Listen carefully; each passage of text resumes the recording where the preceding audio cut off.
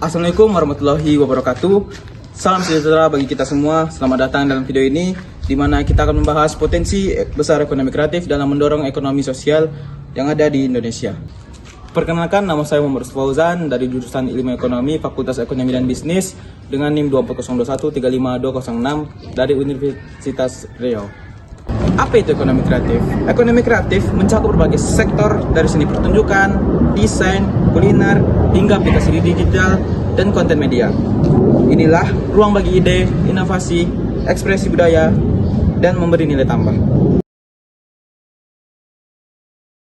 Kamu tahu nggak, negara paling kaya? Ide itu bukan Amerika, bukan Jepang, tapi Indonesia. Tempat di mana orang bisa nyari duit cuma dari entry view odol sambil joget. Penasaran? Kenapa ekonomi kreatif bisa jadi the best harapan bangsa? Indonesia punya lebih dari 17.000 pulau, 700 bahasa, dan 1.000 cara cari cuan. Tapi mayoritas masih kejar kerja kantoran biar dianggap normal. Padahal ekonomi kreatif nyerap lebih dari 17 juta tenaga kerja. Nyatanya, banyak yang bilang konten itu bukan kerja. Para kreator justru bayar cicilan lewat endorse micin.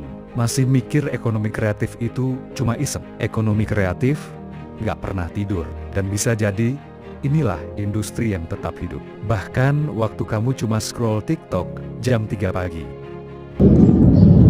Selanjutnya, peran sosial ekonomi. Tak hanya menciptakan lapangan kerja, ekonomi kreatif mendorong inklusi sosial anak-anak muda, perempuan, bahkan kelompok marginal bisa berdaya lewat kreativitas dan teknologi. Dampak lokal dan budaya. Dari desa hingga ke kota, potensi ekonomi mampu menghidupkan ekonomi lokal, memperkuat identitas budaya, dan membangun solidaritas sosial di tengah masyarakat.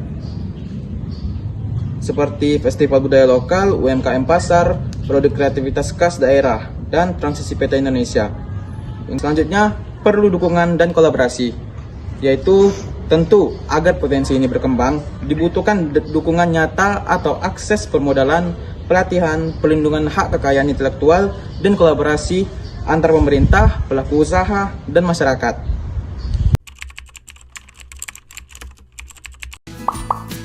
Menurut Badan Ekonomi Kreatif Indonesia, ekonomi kreatif mempunyai 16 subsektor.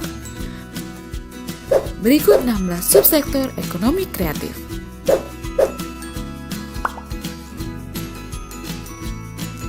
Periklanan, arsitektur, seni rupa, kriya, desain komunikasi visual, mode atau fashion, kuliner, musik,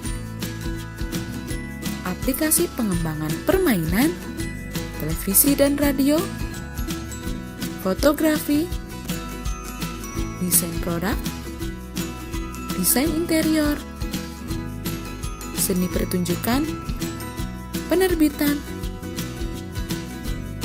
film video dan animasi.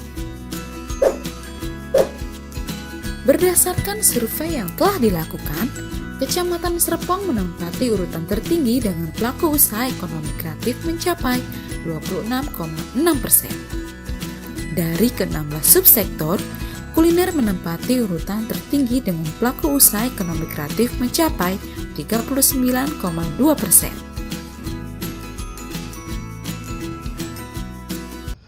Ekonomi kreatif bukan sekedar tren, ia adalah masa depan.